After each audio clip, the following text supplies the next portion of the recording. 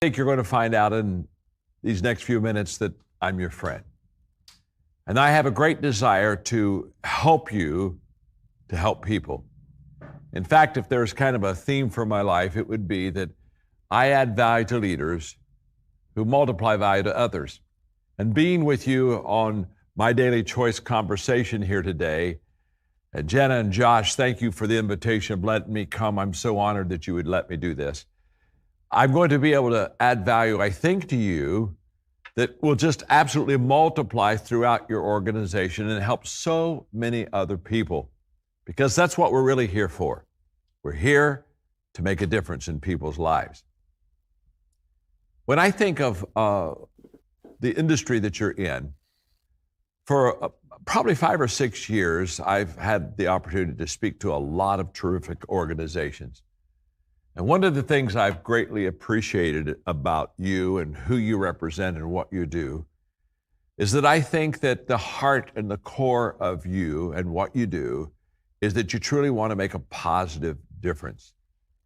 And because of my respect for you and what you have done and who you are, what you're wanting to accomplish, I wrote a book called The Power of Five. And I would like to, for the next several minutes, talk to you about how this book can add value to you where you are, add value to people that you recruit into your business, and really help you to grow and reach not only your potential, but the dreams I think that you perhaps have for your life. And so let me just talk about the power of five for a moment. I do a teaching that is life-changing. In fact, I'm going to do it now with you. That when I go into companies and organizations, they often say, just talk to us about the power of five, because this concept, this principle that I'm about to share with you has life-changing potential. So let me illustrate it, let me teach it, and let's build off of that foundation for our talk today. Let's say that I have a tree in my backyard that I want to cut down, okay? And I have an axe.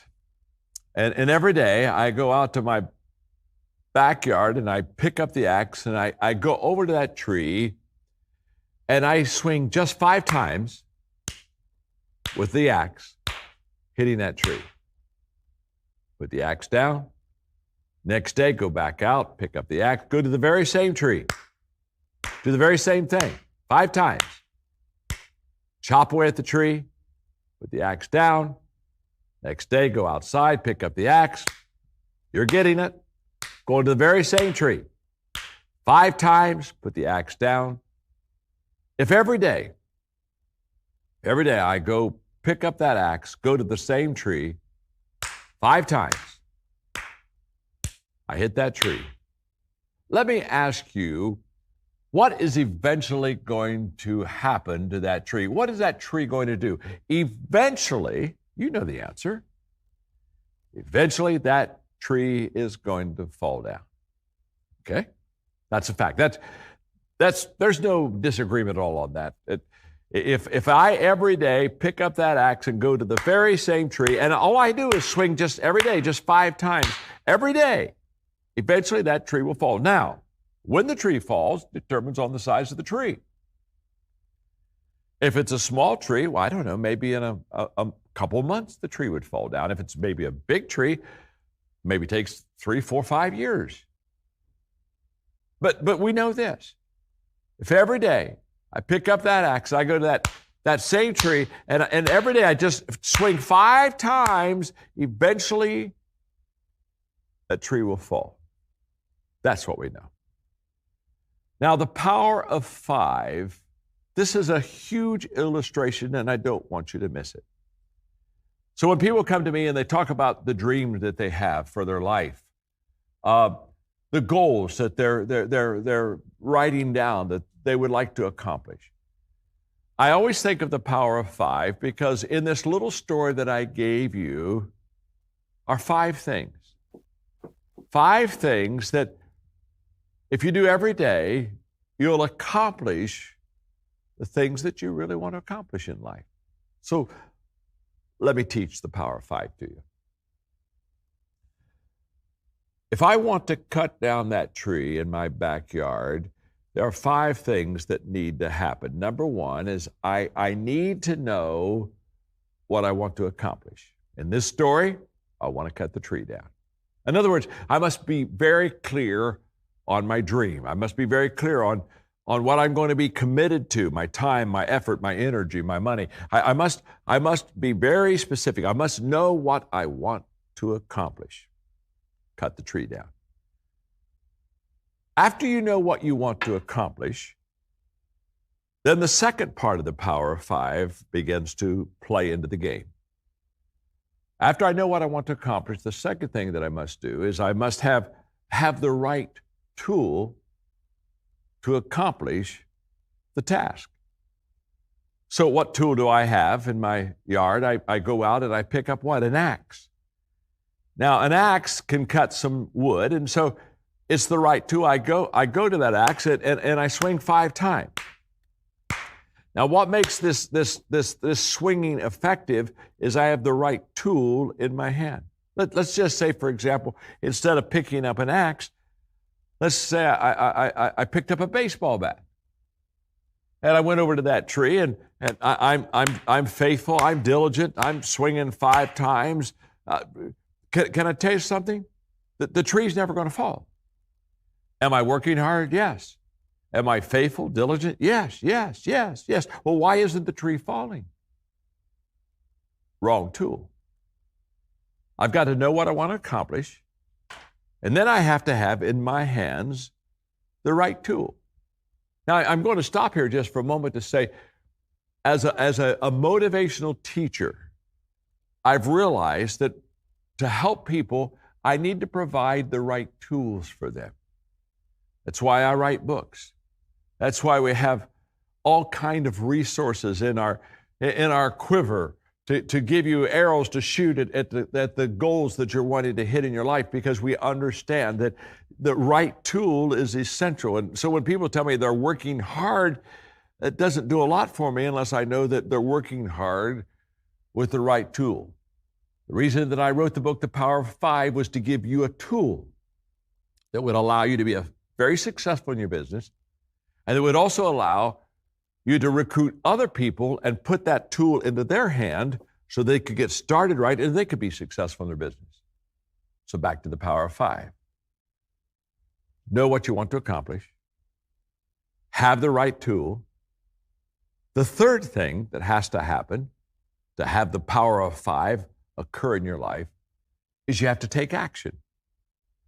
You see, if I know what I want to accomplish, cut the tree down, and if I have the right tool to cut the tree down, but let's say instead of, when I go out in the backyard, instead of picking up the axe and going over and swinging 5 times and taking action, let's say I just sat out on a porch and I sharpened the axe and said, boy, this is an important tool that I have, and I sharpen it. Maybe I shine the axe. Okay, now you're getting the picture.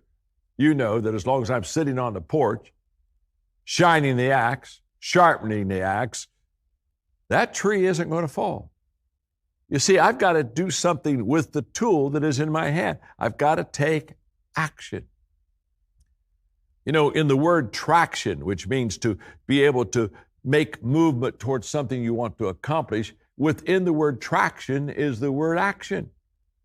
And there is no traction without it. So many times, we really don't take the action step. It's kind of like when we sit down and we begin to write out our dream and, well, this is what I would like to accomplish. This is what I want to do in my business. And we write the dream down. And we get all excited when we look at the dream. We talk about the dream. We've written the dream down. We kind of got a dream map for ourselves. But here's what we miss. We have to take action. That's why I tell people all the time, the reason that the dream is fun is because the dream is free. It's a very free thing to be able to say, here's what I want to do in the organization of my daily choice. This is, wow, I want to go to the top. Well, that's good. You see, the dream's free. The journey isn't. The moment you take movement, the moment that you take action, there's always a price to pay. You see, people, most people, many people want the dream to be free. They want the dream to be handed to them. They want the dream to become automatic. And they miss the whole action part. You see, to be successful in my daily choice, you got to take action every day. It's like my father, when I was young, would teach me what I call the frog parable. You perhaps have heard it. He'd say, John, there are 5 frogs on a log. 4 decide to jump off. And then he'd look at me and say, how many frogs are left? And I'd say, 1. He said, no, 5. No, Dad, you said there were 5 frogs on the log and 4 decided to jump off. And so 4 from 5 is 1. There's only one frog left on that log. I said, no, son. He said, just because you decide to jump doesn't mean that you did. You see, the decision you make and the dream that you have doesn't work unless you take action. So the power of 5 says, okay, you have to know what you want to accomplish, have to have the right tool in your hand, you have to go use that tool, you have to take action, and number 4, you have to stay focused. You notice that when I gave you the story, in the story, I talk about the same tree. Every day, pick up the axe, swing the axe, same tree, same tree, same tree. Stay focused, stay focused. Now, what would happen if the second day when I went out, instead of going to the tree that I had chopped away 5 times the day before, I look over and say, well, there's another tree that I need to cut down. So I went over there and hit it 5 times and put the axe. And next day I went out and said, you know what? I think that third tree needs to, I need to cut down that one too. So I'm over to the 3rd tree, and next day I'm over to the 4th tree, and next day I'm over the 5th tree, and I'm just going around, just cutting trees. But none of them are going to fall. I'm not effective. I'm just scarring all the trees in my yard. Now what's happened? Why am I not accomplishing what I need to accomplish? Because I didn't stay focused. You see, a lot of people, they start well, but they get distracted. And when you and I get distracted, all of a sudden, it takes us off of our game plan. In fact, when you think of what we've gone through with COVID-19, there are some people that have done very well during this crisis, and there are some people that haven't done well at all. And the difference is distraction. Because what a crisis basically is, I explain it this way, that a crisis is a detour. Let me explain. You see, you and I love automatic. We love to be able to get the system down, and we love to have our habits taking care of us. And so every day we're going from point A to point B, and we have this route that we go. And what we love about automatic is you don't even have to think about it. But whenever there's a crisis that comes up in your life or my life, it creates change.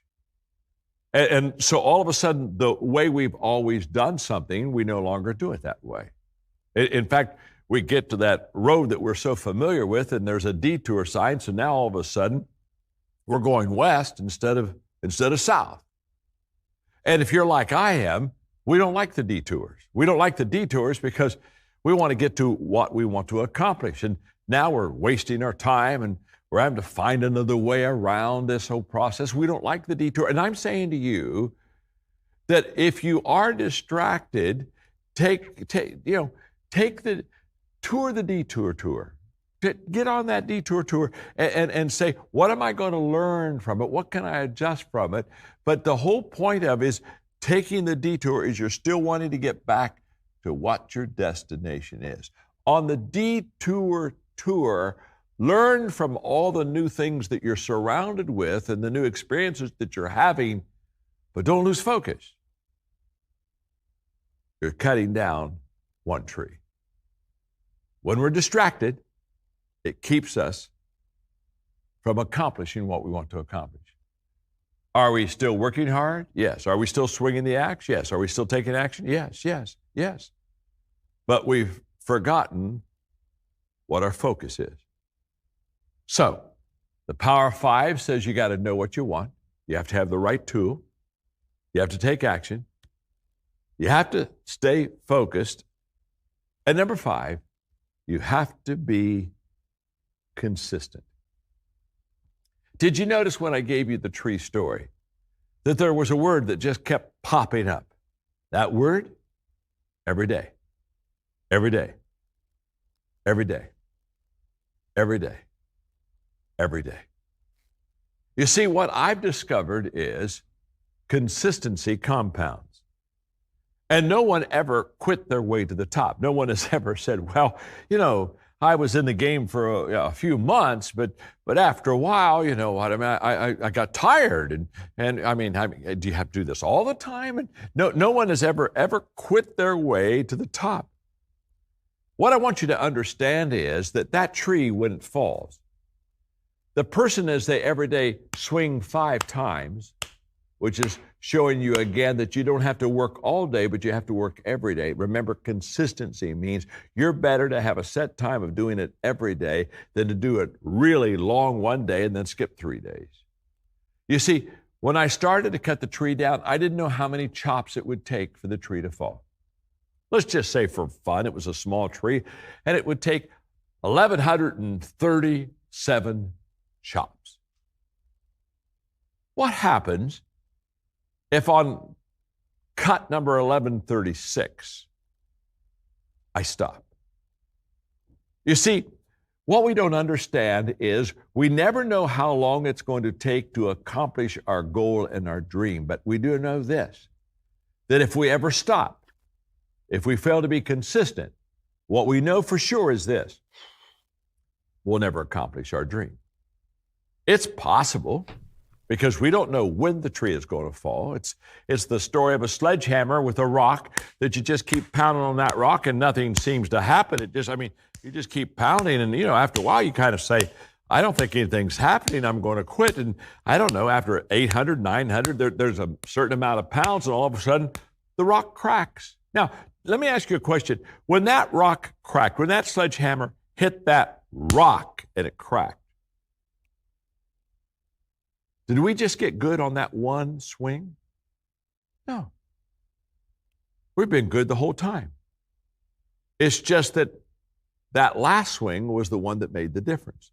Success showed up on that last swing. We were already successful. We were successful when we took the sledgehammer the first day and began to pound on that rock. We were successful when we took the axe and the first chop into that tree. We were successful on the first chop as we were on the 1,100 and whatever number I gave you earlier chop. Here's what I want you to miss. In fact, maybe now's a good time to just share with you a conversation I had with Tyler Perry. The two of us were talking, and he's been very successful as an actor, movie producer. I mean, he's just in the entertainment industry. He's right at the top, and he's a terrific person and a wonderful friend. And he was telling me about how that he wanted to, direct and build a studio. So he built a studio, and he was successful, so he outgrew it. So he built another studio. He's successful. He outgrew it. So I thought, wow, never thought I would have to build a third one. So he builds one bigger than he could ever imagine building. So I said, well, thank God I'm done building studios. Now I can get back to producing, acting. And guess what? He outgrew it. And he told me, he said, John, honestly, I didn't want to build another studio. I couldn't imagine how big it was going to have to be, how much effort, how much time, how much money. I really didn't want to do it. And he said, I spent a couple years just kind of fighting I just didn't want to do it. He said, finally, I made the decision to go ahead and take and make the effort and bite the bullet. And he said, I bought a huge amount of property and, built studios bigger than ever. And now, of course, his business is prospering more and more and more. And as we were having this conversation for quite some time, we looked at each other, and all of a sudden we both had a eureka moment with this thought, and I give it to you right now. When you can afford to quit, you cannot afford to quit. In other words, because consistency compounds, the more you invest in something, the closer you are to accomplishment. In fact, I guess if I have any advice for you on this Power of Five right now is just very simple. That I guess if you're going to quit, if you're kind of in my daily choice, and you're kind of saying, well, I don't know if this is for me, I would just suggest you quit early, not late, because let me tell you something, the longer you're in the game, the more you compound in the game, and the higher the return you're going to have. I mean, I suppose if you quit the first time, hey, quit after you swing one time at the tree, because, I mean, you didn't have any effort in it, and you didn't have any loss, and just walk away.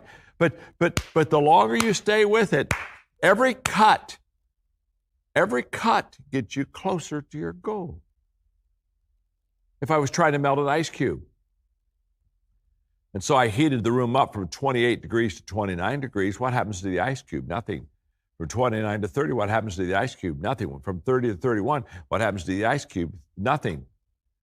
From 31 to 32, what happens to the ice cube? It starts to drip. It starts to melt.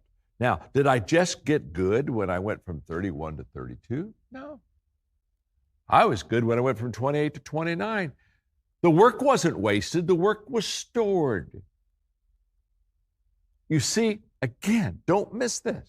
It's like graduating from college and your family's there and you get your diploma and you walk off stage and you're a college graduate and they're taking pictures and they're handing out gifts and you're going out to dinner and you're going to have a celebration, a party, and everybody's saying, congratulations, you're a success. Can I tell you something? You didn't become a success when you got your diploma. You became a success when you enrolled in school. You became a success when you went to class. You became a success when you studied for the test. You became a success when you took the test.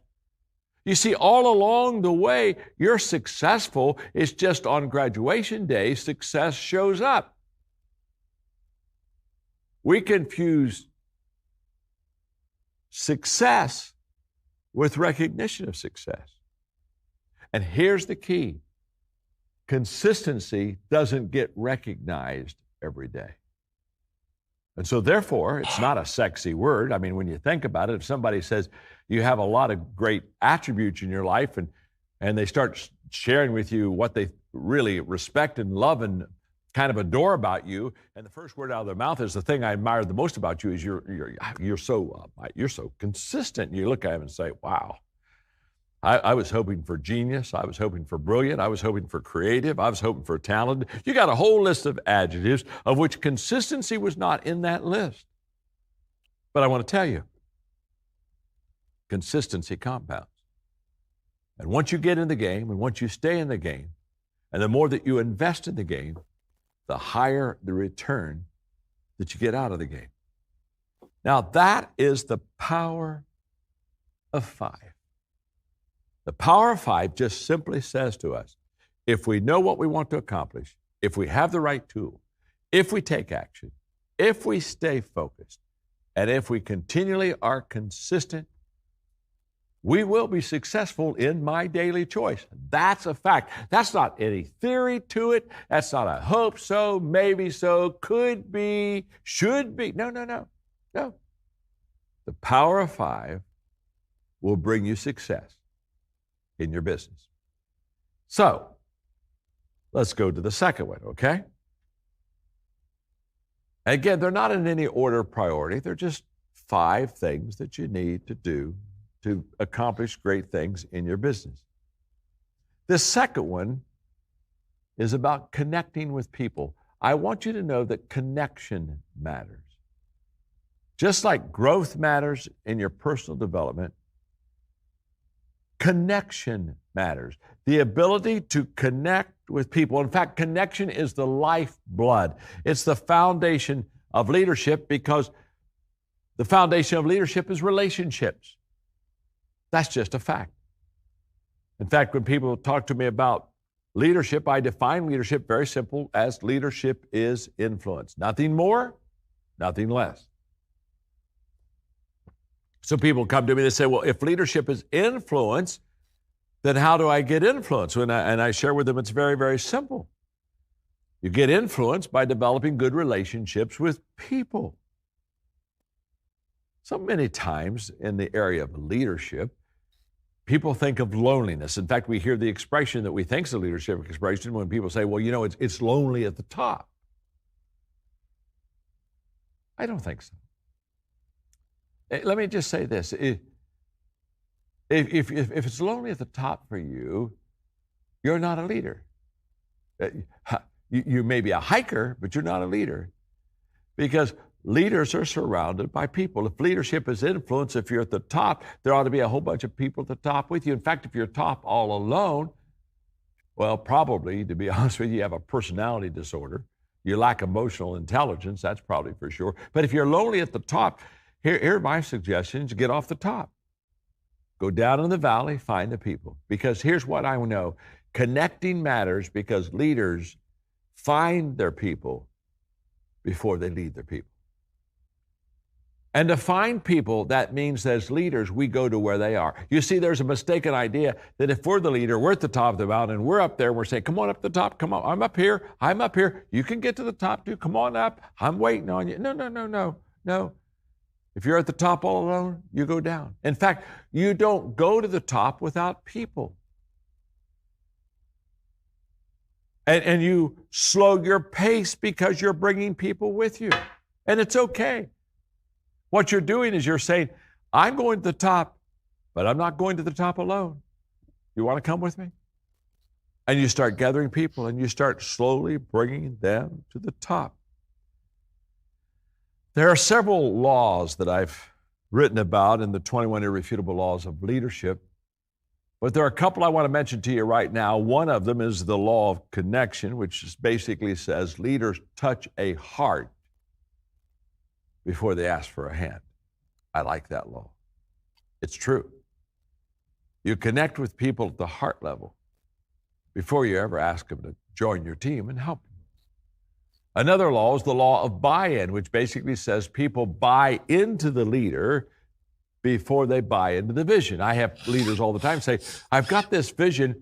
What do you think? Do you think the people will follow me? And I look at them and say, they'll follow you not because of your vision. They'll follow you because they connect with you and you connect with them. Do they like you? If they like you, they'll follow you with your vision. If they don't like you, they won't follow. So every day I do 5 things that helps me to connect with people. This is so simple, but this is so life-changing. And I want to give you those 5 things because, again, these are just connecting principles, connecting practices in your life that will allow you to be successful in connecting with people. And when you connect with people, they'll join your team. And when they join your team, they'll buy into your vision. And all of a sudden, you can build a team. But you have to do it through connecting with others. So there are 5 things that I do every day. Does that sound familiar by now? We're talking about the rule of 5, the power of 5. We're talking about consistency, how consistency compounds. Well, here's one of those 5 things that I do every day. This would be on 5 things on connecting with people that will really help you to tighten that relationship. And the 5 things I'm going to share with you, you can do. There's nothing I'm going to give you today in this teaching that's beyond you. If you don't accomplish it, it isn't because you can't accomplish it. If you don't accomplish it, it's because you make a decision not to accomplish it. And the 5 things I do to connect with people are so powerful and they're so simple. Are you ready? I'm going to give them to you now. Every day. Number 1, every day I value people. I do.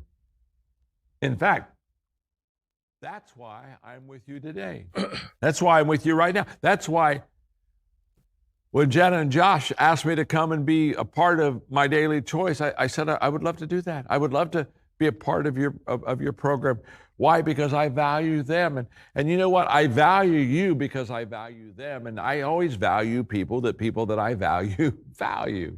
You don't have to write that down. But every day, I value people.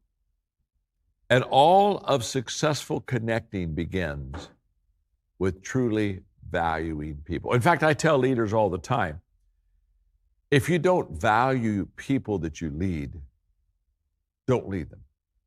Because if you don't value the people that you lead, to be honest with you, you'll begin to manipulate them. You'll begin to take advantage of them.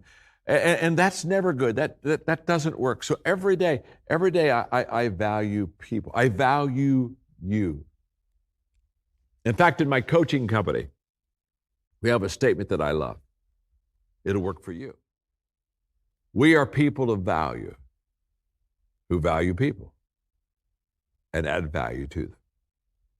The foundation of connecting with people is to have an appreciation and a value to them. You see, when you value people, they come toward you.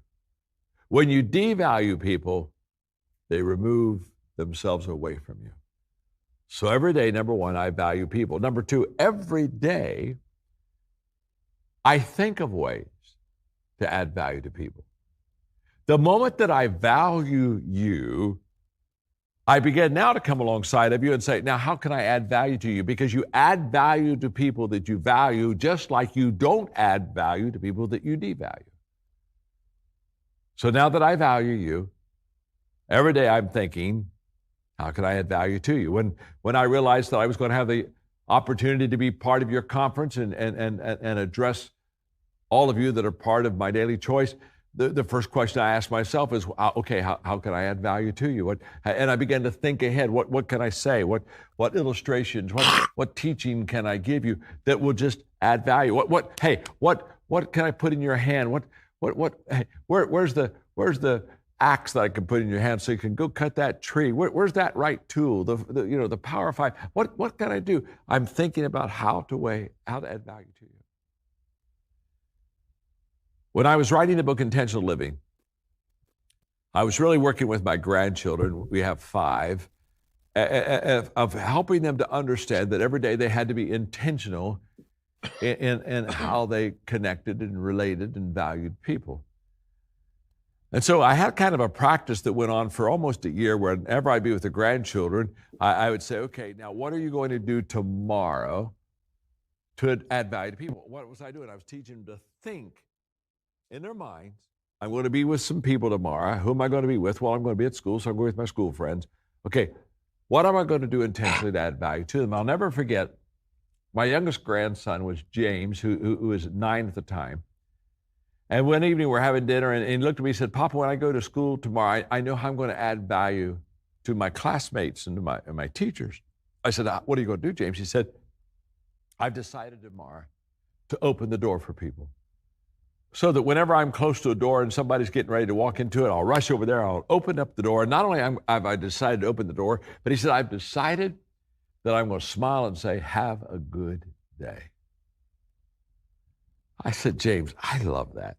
That's intentional. You're thinking ahead of how to add value to people. I love that, James. Do it, buddy, do it. The next evening, he called me on the phone. He was so excited. He said, Papa, I had a great day. I said, you had a great day? Oh, he said, I had a great day. He said, remember I talked to you about opening the door for people? Yeah, I remember. Remember I told you I was going to not only open the door, but I was going to smile and say, have a good, yeah, I remember, James. He said, Papa, I had a great day. He said, today I opened 47 doors. 47 times. Think about it. 47 times. I'm going in and I'm opening the door for people, and I'm smiling, and I'm telling them to have a good day. Now, this is incredible. Now, James is 9 years old, and he already understands that he intentionally, in connecting with people, needs to think ahead of how he can add value to people. This has been a practice in my life for years. Whenever I'm going out to lunch with a person, whenever I'm going to meet with any person, the first thing I do is I ask myself, okay, what can I bring to the table? What can I share with them? And I think ahead of how I'm going to add value to that person, how I'm going to add value to you. Now, every day I value you. Every day I think about how I'm going to add value to you. Thirdly, every day I look for ways to add value to you. When I'm with you, now, guess what I'm doing? I'm looking for ways to add value to you. Now, we discover what we intentionally look for. That's why it's possible for two people to be in the same room with the same people and see things entirely different. We see things and we see people not as they are. We see things and people as we are. So, If I'm intentional in wanting to connect well with people and add value to people, guess what I'm going to look for? I'm going to look for ways to add value with people. I'm going to look for ways to add value to you when I'm with you. And guess what? I'm going to see those ways. Now, how am I going to see ways to add value to you when I'm with you? It's because I'm intentional and I'm looking for those ways. Just like if I wasn't looking for those ways, guess what? I wouldn't find or think of any ways to add value to you. That's why you have to understand that this idea of connecting has a lot to do with being very intentional. Valuing people, thinking of ways to add value to people, looking for ways to add value to people. Number 4, doing things that add value to people. It goes back to that statement of action that I talked about earlier when I said you got to go swing the axe. I'm now with you, and so I'm taking action. I'm doing things that add value to people. In fact, every morning I look at my calendar, I look at the people I'm going to see, and I ask myself a simple question: what am I going to do to add value to those people today? What am I going to do? And I get a game plan. At the end of the day, I ask myself another question: what did I do today to add value to those people? Those are the bookends of my day. In the morning, what am I going to do to add value to people? In the evening, what did I do to add value to people? And number 5, this is all, again, in the incredible power of connecting with people. This stuff really works. Every day, I encourage others to intentionally add value to people. In other words, that's what I'm doing right now with all of you that belong to this incredible organization of My Daily Choice. I'm encouraging you right now in your life to ask yourself, can I do those 5 things? Do I value people? Can I think ahead of how I'm going to add value to people? Can I, when I'm with them, look for ways to add value to people? And can I make sure that I do things that add value to people? And how do I encourage my team to add value to people? I would encourage you to get with your team and discuss these 5 ways of connecting with people and develop yourselves as, get a game plan. And I think what would be absolutely incredible is for you to sit down in that process and begin to share with each other how you're intentionally adding value to people. I think I want to say one more thing about connecting before I continue to go on, because there's just so much to say. I think that I want to say to you today that if you came and walked beside me and as we walked, we talked about my life and success. And you said, John, how did you get there? And I already shared with you that I'd have to point to personal growth as definitely a key to expanding my world. I think I would have to say to you that I started my journey off, my career journey, in my case, my ministry journey, knowing that every day my calling was to add value to people. My calling wasn't to make money. My calling wasn't even to, and back then, to increase influence. My calling was just to add value to people. What I didn't understand is that as I added value to people daily over years, consistency compounds. And so today, when people look at my life, they say, John, it's incredible the success you have and the places you've gone and positions you've held. And I would just say, it's still as simple today as it was when I began. Don't miss this. You never out-success yourself till one day you say, you know what, I don't have to connect with people anymore. I don't have to grow anymore in my life. I've already had it made. I'm where I want to be. No. The same goal I had 52 years ago, I have today. Every day, add value to people. If you do that, you're going to discover very quickly that connecting really matters. Okay, out of the power of 5, we've talked about growth matters, personal development in my life, being intentional there. We're talking now about how do you value people, how do you connect with people. People are going to buy into you before they buy into the vision, the dream, the team, whatever. By the way, the more that they buy into you, the more they'll buy into Daily Choice. It just happens that way. You sell yourself, you can sell anything else. But the first thing you do without selling yourself first is add value to people. Be sure to be the first giver. Be sure to take the first step of generosity. All these other things will follow them. Okay, there's one more that I just want to talk about briefly on the power of five. You've been such a great audience. Thanks for listening to me for a long time. I'm telling you, I applaud your kindness to me, your patience, and I hope that I'm just pouring things into you that are adding value to you, that are making a difference for you in your life.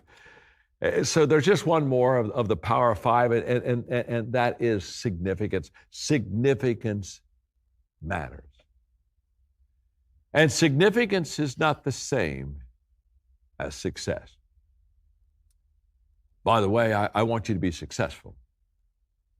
But I want you to be more than successful. I want you to have a significant life. What do I mean by that? Well, success is pretty much about ourselves. It's my career, my business. It's what you're doing here at My Daily Choice. It's you getting better, and success is taking care of my family. It's all good. It's all good. But there has to come a time in your life when you begin to not only think of others, but become committed to adding value to them. If success is all about me, significance is all about you. And that's the difference. And it's hard to get out of success into significance because success meets all of my selfish needs, and we're all a little selfish. I'm selfish, you're selfish. I ran a person one time, they said, "Oh, I'm not selfish." And I just looked at them, and I thought, you're not only saying you're not selfish, you're also delusional. Well, everybody's selfish. I'm selfish. I have many times, too many times, that I think of myself first. So do you. And by the way, if you think you aren't selfish, you think you're above that some way, then the next time you're in a group picture with some of your friends there at My Daily Choice or whatever, next time you're in a group picture, let me ask you, when you see that picture, who is the first person you look for? And how do you determine if it's a good picture? You look for yourself, and when you find yourself, if you look good, you say, good picture. And if you don't look good, you say, oh, my, let's do it again. Do it. You had your eyes closed. Let's do it again. Let's do it again. You see, you determine if the picture's any good, not based on what the rest of them look like. It's based on what you look like. Why is that? Because we're naturally selfish. Now that I said that, wow, I want to challenge you.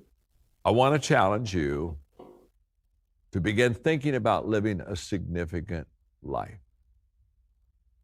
And the journey of significance is very simple. You can take this journey. I've taken it. I invite you to join me in taking it. You see, when I was in my 20s, for a Christmas gift, I got a book. I unwrapped, took out the Christmas paper, and the title of the book was The Greatest Story Ever Told. I thought, wow, I love to read, and this is the greatest story ever told. This has got to be amazing. I opened up the book, and much to my surprise, as I opened up to the middle of the book, the pages were blank. I just started going through the pages. They were all blank, and the person who gave me the book, I said, well, I don't understand. It says the greatest story ever told, and there's no story.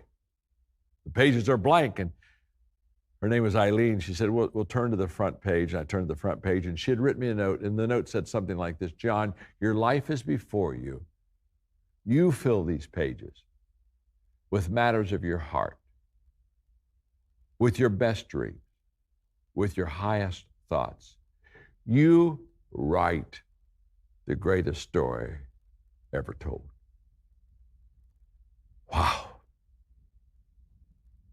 I took that book home, and the next morning on page 1, I started to write the greatest story ever told. It was my story. And I started on that first page by saying and writing, I want to make a difference. My first thought was, I really want to make a difference. I didn't know how I was going to make a difference. I didn't know when I was going to make a difference. I didn't even know why I wanted to make a difference, but I just knew I wanted to make a difference. And day after day, I wrote my story and my dreams in that book. And my journey of significance is just very simple. It's like this. I give it to you. I give it to you with love, and I give it to you with a real sense that you are going to write the greatest story ever told. And by the way, no one else can write this story but you. Don't let someone else write the story for you. You write it. You have the purpose. You have the calling. You have the opportunity. You write your story and make it the greatest story ever told.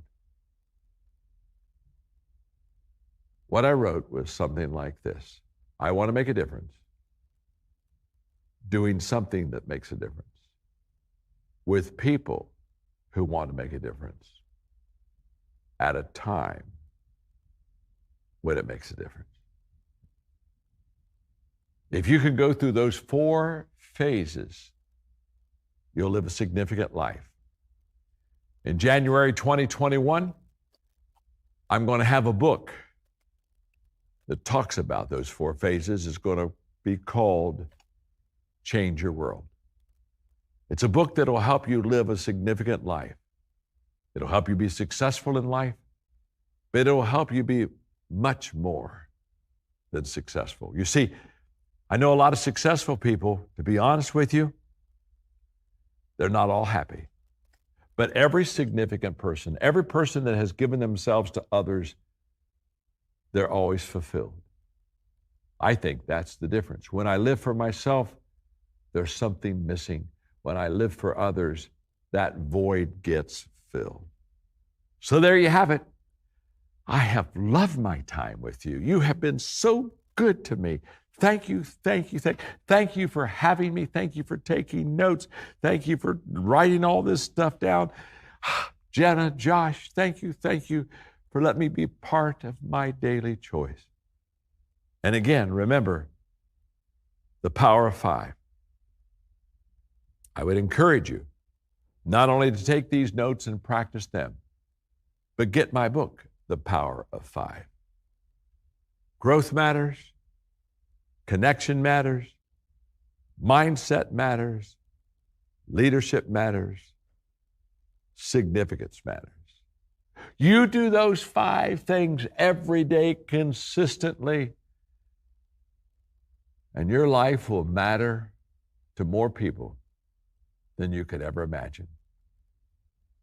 God bless and good luck. And by the way, my name is John, and I'm your friend.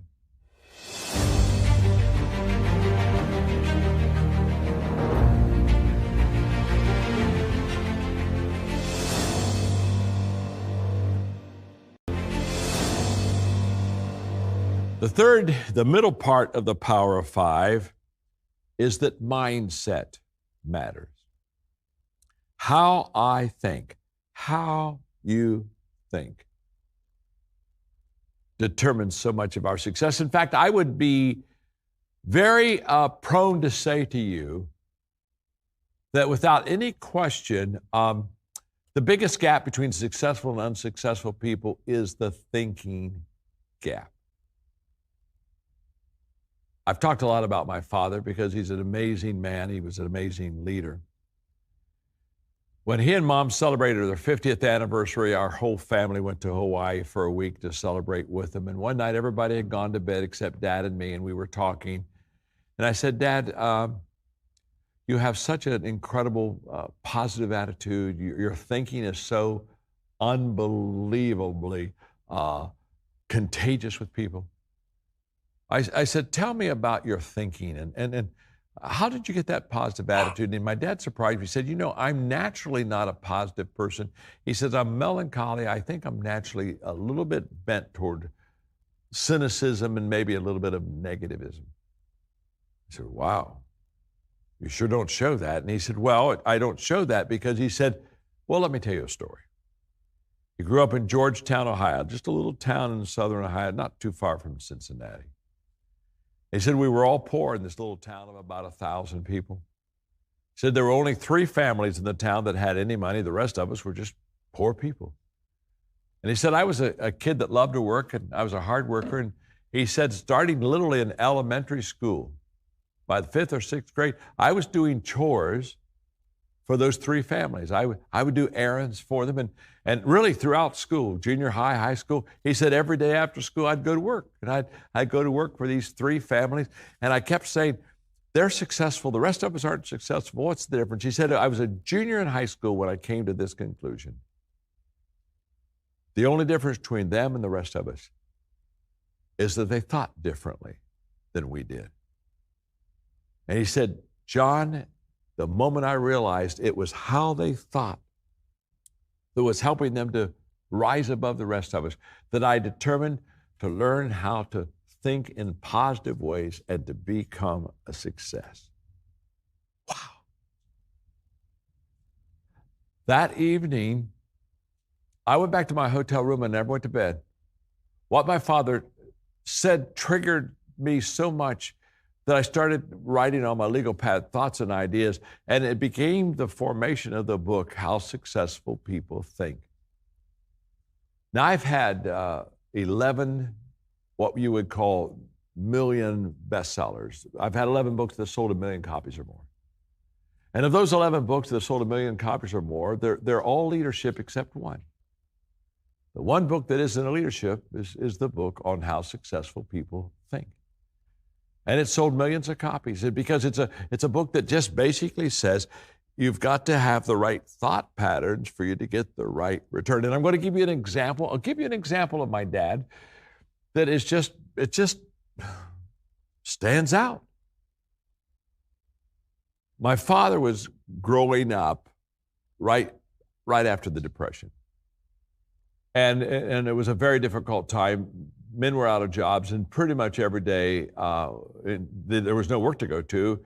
They went to the food line, and they waited in line for them to get food for their family for the day.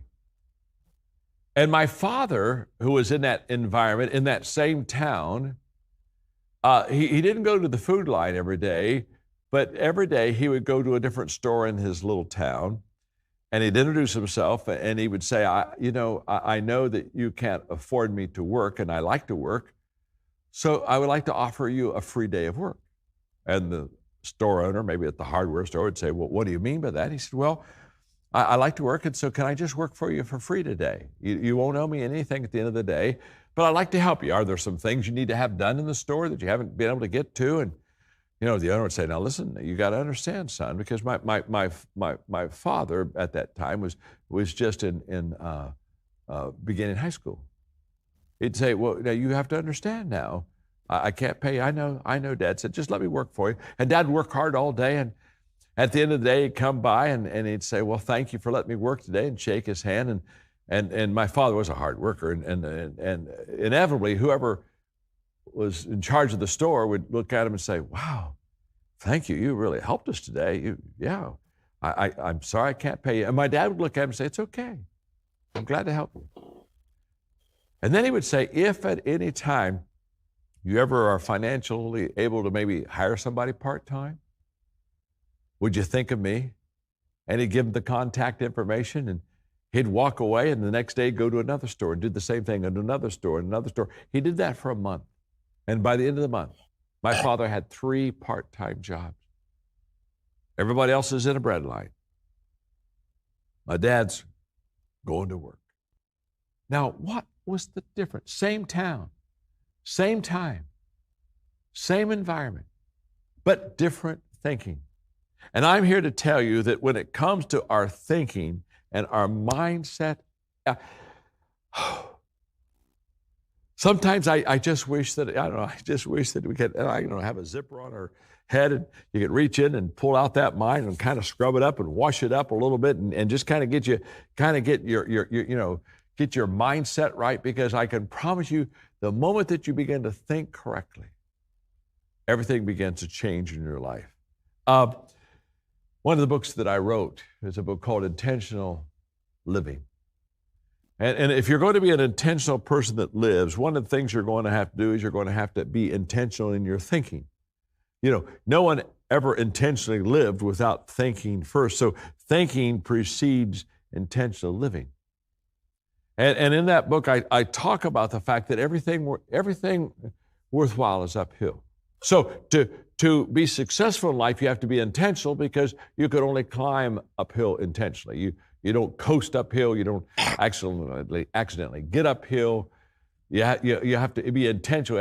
You have to think. You have to plan. You have to give energy. Now, if you're going downhill, you don't have to do any of that. But everything worthwhile is uphill. All of your dreams, all your hopes, they're all uphill. So we have to be intentional in our thoughts. One of my mentors was Robert Schuller. And Robert Schuller had that great expression that tough times never last, but tough people do. And I think that's an incredible thought for us right now during COVID-19, and the fact that our attitude is the difference maker. Now, attitude isn't everything. I have people come in their life and they'll say, well, attitude is everything. And if you can believe it, you can achieve it. Those things aren't true. Those are all said by motivational speakers, but it's not true. Attitude isn't everything. Attitude will not replace competence. If you're not a competent person, you may have a positive attitude, but you may lose your job. Now, the good news is if you lose your job, you'll still, I guess you'll be happy. You say, well, I've got some free time now. But attitude isn't everything, but it's the main thing. It's the difference maker, and it's the difference maker in all things being equal. If you've got to choose between two people to hire, all things being equal, experience, education, giftedness, but one has a good attitude and one doesn't, who are you going to hire? You're going to hire the person with a good attitude. Why? Because it has become the difference maker. And one of the attitudes I think that people have that really helps set them apart and helps to make them very, very successful is this. I choose to believe in myself, and I choose to believe in my purpose. Now, I know people who believe in themselves, but they don't believe in a purpose. They don't even have a purpose. I know people who believe in their purpose, but they don't really believe in themselves. And I just want to help you here that both personal belief, believing in yourself, and purpose belief, believing in what you're doing, they have to kind of rise together. Let me explain to you what I mean. If I have low personal belief, I don't really believe in myself. And at the same time, I also have low purpose belief. In fact, I probably don't even have a purpose. What's the result of that? Low personal belief, low purpose belief. What's the result? It's very simple. I won't get started. Well, let's say that I have high personal belief in me, but I have very still low purpose belief in what I should be doing. If I have high personal belief in me, I'll probably get started, but if my purpose is low, I won't stay in the game. I'll drop out. Well, what happens if I have very low personal belief, low self-esteem, a low sense of self-worth? Let's say my personal belief is low, but my purpose belief is high. Well, what that means is that I'll never accomplish my dream. And the reason I'll never accomplish my dream is not because I lack purpose, but I can't see myself accomplishing the dream because my personal belief is not high enough. You see, I know a lot of people that have great purpose, but because they have a low personal self-esteem, they sabotage themselves. And on their way to success, they make sure that they fail so they'll never have that success. You see, this type of thinking I'm talking about now is I believe in myself, high personal belief, and I believe in my purpose, high purpose belief. Now, when both of those are high, let me tell you what will happen. You will reach your game. That's a fact. And it all begins with how we think. I was doing an interview a couple of years ago in one of our companies, the John Maxwell Company. We have a program that's an executive program where once a month I talk to a CEO on a phone, and those in the program, they join with us. And the CEO usually is well known, and in this case, it was the CEO of the second largest tech company in the world. And what happens, the CEO gives about 20 minutes of best practices, what he or she is doing in the business to make it successful. And then I do leadership application off of what they share. And then I ask a few questions. Then I open the lines, and the rest of the people on the executive call, they open the lines too. So here we go. You got the picture. So I'm talking to this CEO, and I'm asking him the question, and this is, again, how a person thinks. I asked him, I said, let's talk about your mistakes. Let's talk about your failures. Let's talk about the things you'd like to do over. I mean, you like to go back and do them over. We call them do-overs. I said, talk to me about your do-overs. Well, if you could go back and, correct your, decisions, your mistakes, your failures, what would you do over? And what he said that day was incredibly life-changing and powerful. He said, well, John, he said, first of all, I've made a lot of mistakes, had a lot of failures, made some wrong decisions. But if you really gave me the choice to go back and do any of them over, I don't think I would go back. And I mean, I'm quiet on the phone. Everybody's quiet on the phone. And there's just kind of like this, 15-second pause. It's almost like we've been disconnected.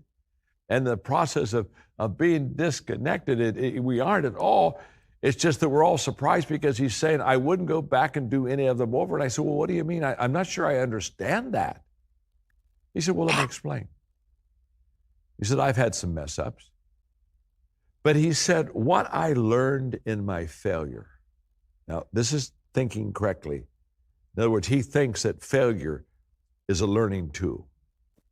He said, what I learned in my failure taught me so much more than what I would have learned if I would have been successful. He said, most of my important wisdom and vital lessons of life have been learned out of my setbacks and my failures. And he said, I've got such wisdom out of making mistakes and learning from them.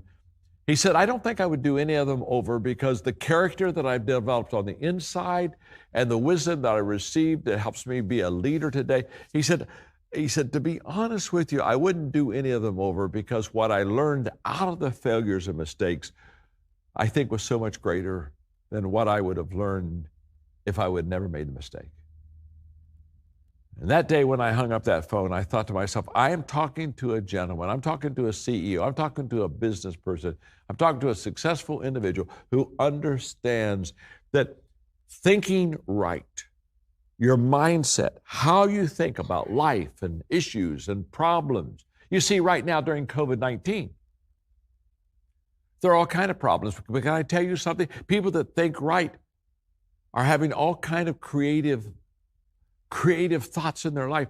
There will be more creativity come out of this year, 2020, than probably the next decade. Because opportunities are always disguised as problems. Opportunities don't come to you and just say, opportunity, opportunity, opportunity, come get it. If they were that blatant and that bright, everybody would go to the door of opportunity and find them. But they're problems. They're disguised out of difficulties and failures and dark days. And you see a person that thinks right, surrounded by all the adversity, the darkness, and the problems. The person that really does well is the person that understands that there's always an answer. There's always an answer. That's what keeps creative people in the game. That's what keeps me in the game right now. There's always an answer. And usually there's more than one answer. The moment I began to think like that, wow. Then I go from asking the question, can I? That question, by the way, just looks for excuses. Well, can I do that? Well, I don't know. I'm not sure I was born at the right time. I'm not sure I'm in the right organization. Can I? You need to switch from can I in your thinking. You need to go from can I to how can I. You see, the moment I go from can I, which looks for an excuse, to how can I, now you've already said, I'm going to do it. I just got to figure out how I'm going to do it. We aren't even considering excuses. And remember this, the best excuse is the worst excuse because you buy into it. It's all in mindset. Mindset matters. Okay, mindset matters. It sure does. No question about that. But there's a fourth part of this power of five. And of course, you would expect me to talk about this briefly to you today, and that is leadership matters. Everything rises and falls on leadership. That's a fact. When I realized as a young man that everything would rise and fall on leadership, I felt called to help people learn how to lead. Now, when I wrote my book, the best book I've ever written on leadership to mentor people, yourself and others, is Developing the Leader Within You 2.0. And when I wrote that book, it was a breakthrough book because I said in that book, you can learn to lead. Up until that time, people thought that you were a born leader or you weren't a born leader and you either had it or you didn't have it. And I said, no. Since leadership is influence, you can learn to increase your influence. If you learn to increase your influence, you learn now to increase your leadership. So you can learn to lead. And out of that, and out of the 21 irrefutable laws of leadership, came what we call the law of the lid. And when I talk about leadership matters, this one little illustration will just help me, and that's all I need to give you that help you to understand the importance of leadership in your life, the importance of leadership in my daily choice. It's everything rises and falls on leadership. The better you lead, the more successful you'll be in that business. So here's the law of the lid. Let's say that this left hand represents my leadership lid. Now, my leadership lid this is how well I lead. This is my leadership skill level, okay? So this is my leadership lid. Now, whatever this lid is, this is the lid that keeps me from doing better, going higher, and being more successful. Because if this is my leadership lid and this is my business, my daily choice business, my daily choice will come under my leadership lid. Never go higher. It can't. There's a leadership lid on it. My leadership determines the size of my business. That's why we call it a leadership lid. So if from a 1 to a 10, let's say I'm an average leader, I'm a 5 as a leader, that's my leadership lid. What that means is my business at Daily Choice, it's going to be a 4. And let me tell you what it's not going to be. It's not going to go above that lid and become a 5, 6, or 7. It can't. The lid determines the size of the business. Your leadership determines how successful you're going to be in my daily choice and in every other area of life. Okay. When I'm doing Q&A, boy, I'd sure love for us to all be together. Maybe someday that can happen and for you to ask some questions. One of the questions people ask me often is they'll say, John, are leaders born? And I, whenever they ask me that question, I look at them and say, well, of course they are. Of course they are. I've never met an unborn leader and don't particularly want to either. Now, what they're asking is, again, are some people they're born, they got it, and some people they don't got it. Now here's what's incredible. You can grow your leadership. You can become a better leader. In fact, the reason I'm so passionate and I've taught leadership for over 50 years and written all these books on leadership, and I'm doing this conference with you right now, is because I'm passionate about you becoming a better leader. Now, here's what's beautiful. If you can grow your leadership, you can lift your lid. So let's go back to the fact I'm a 5 as a leadership lid, so my business is a 4, but I can get better, I can grow, I can learn. And I can go from a 5 to a 6. Maybe I can get to a 7. Every time I develop and grow my leadership lid and it goes higher, guess what I do now for my business? I lift the ceiling so my business can go from a 4 to a 5 to a 6. My business will follow my leadership lid. Always has, always will. That's why I look at every one of you at my daily choice and say to you, if you really want to grow your business, do what I did when I was in my 20s. I began spending an hour every day on leadership, learning leadership, practicing leadership, and lifting my lid.